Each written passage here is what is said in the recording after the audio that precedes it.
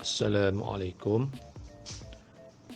Bertemu kembali dalam sesi PDPR Bahasa Melayu tahun 3, buku teks jilid 2, tema 8, ekonomi, keusahawanan dan keuangan.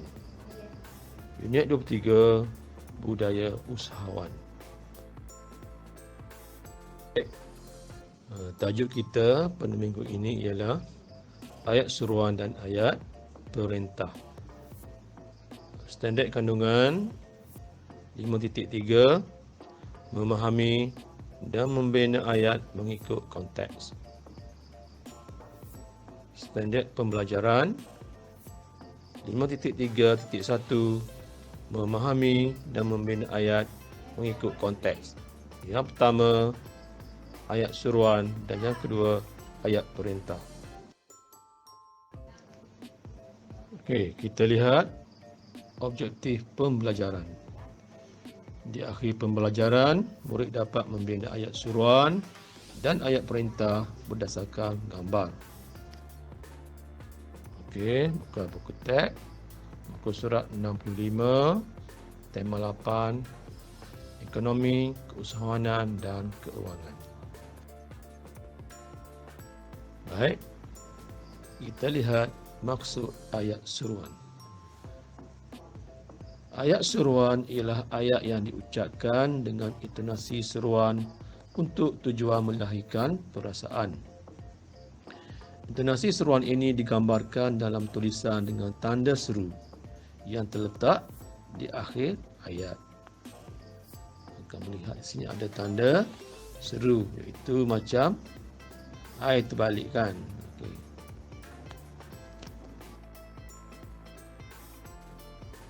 Baik, kita lihat pula beberapa contoh kata seru, penggunaan dan contoh ayat.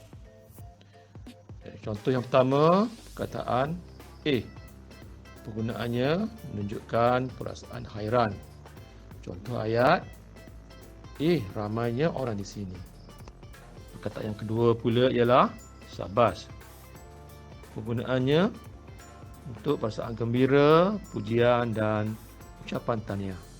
Contoh ayat, syabas, kamu berjaya. Yang ketiga ialah perkataan amboi ataupun wah. Penggunaannya ialah perasaan hairan atau kagum. Contoh ayat, amboi, cantik kamu hari ini. Perkataan yang keempat pula ialah perkataan Penggunaannya ialah perasaan terkejut, hairan, gembira dan mengharap. Contoh ayat,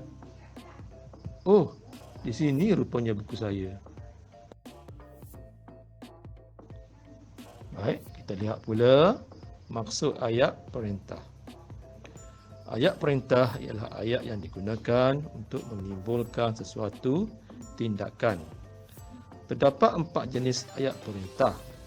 Yang pertama, ayat suruhan. Yang kedua, ayat larangan. Dan yang ketiga, ayat silaan. Dan yang keempat, ayat permintaan. Baik, kita lihat pula ayat perintah. Yang pertama, ayat suruhan. Ayat suruhan bertujuan untuk memberikan arahan. Contoh ayat, awak siapkan kerja ini sekarang. Dan yang kedua, ayat larangan. Ayat larangan bertujuan untuk menegah seseorang melakukan sesuatu. Contoh ayat, jangan buang sampah di sini. Dan yang kedua, usah menangis lagi. Baik, ayat yang perintah yang ketiga pula ialah ayat silaan. Ayat silaan bertujuan untuk mempersilakan seseorang. Contoh ayat, sila beratur. Dan yang kedua, jemputlah makan. Dan ayat yang keempat ialah ayat permintaan. Ayat permintaan bertujuan untuk meminta pertolongan atau membuat permintaan. Contoh ayat, Tolong tutup pintu itu. Minta perhatian semua. Baik, sekarang kita buka pula buku teks jilid 2, muka surat 76. Tajuk, ayat seruan dan ayat perintah. Tajuk, oh inspirasiku. Baik, kamu lihat di sini beberapa contoh kata seru yang telah diberi. Seperti contoh yang pertama, okey. Kamu lihat perbualan. Kamu lihat sapaan daripada siapa tu? Okey. Kita baca contoh ya.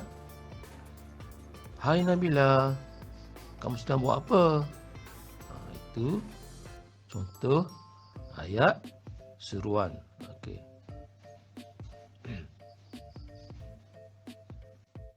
Okey. Macam mana pula Nabila menjawab? Katanya yang dah diberi iaitu oh. Okey, cikgu bagi contoh Oh, saya sedang membaca buku. Itu contoh jawapan yang diberi oleh Nabila. Baik, macam mana pula kita nak menulis ayat tadi? Kita nak menulis ayat yang kamu buat tadi. Okey. Kamu lihat contoh ke atas itu ayat suruhan dan ayat perintah di bawah tu. Ditulis lepas perkataan oh mesti ada tanda koma. Lepas perkataan oh mesti ada tanda koma. Inspirasiku yang di belakang sekali tu tanda seruan, macam I terbalik tu. Jadi ayat tadi yang kamu tulis oh dah letakkan tanda koma. Oh, saya sedang membaca buku. Lepas membaca buku tu letakkan tanda seruan. Okey. Okey, cuba lihat pula gambar yang kedua. Perkataan yang diberi itu perkataan tanda seru, wah dan Okey, dia dah bagi perkataan wah. Macam mana kita nak tulis? Okey, perkataan wah. Okey, kamu lihat gambar iaitu Nabila sedang memegang buku. Dia sedang memegang buku. Okey, contoh apa gambar you tengok tu?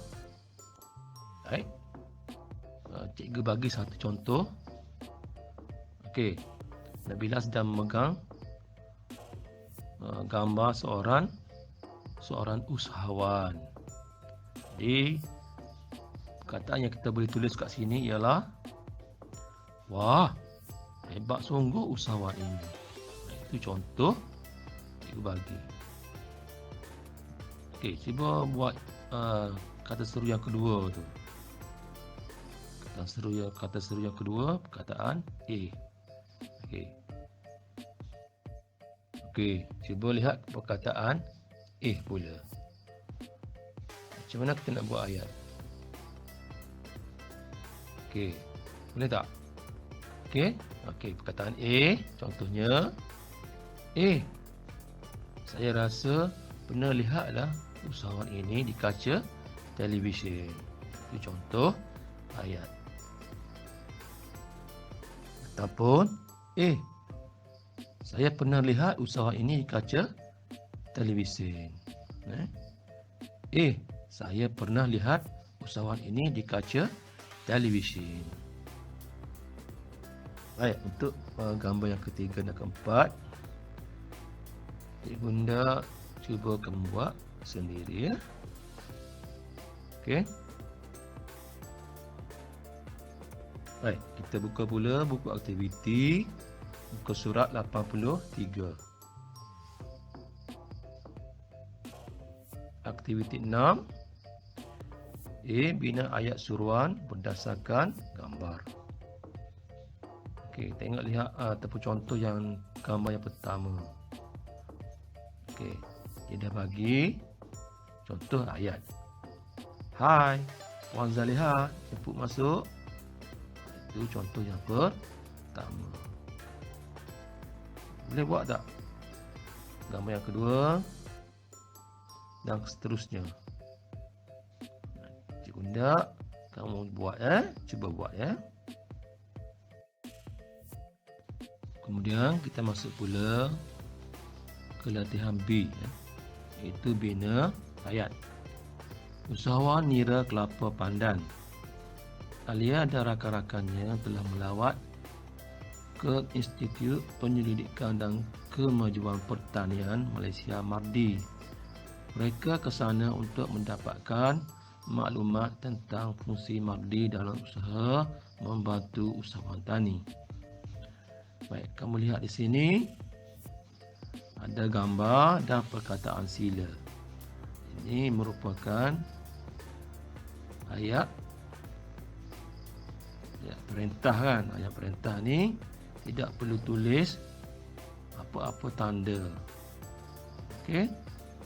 Baik, contoh yang kita boleh tulis ayat ialah sila masuk ke bilik pameran ini.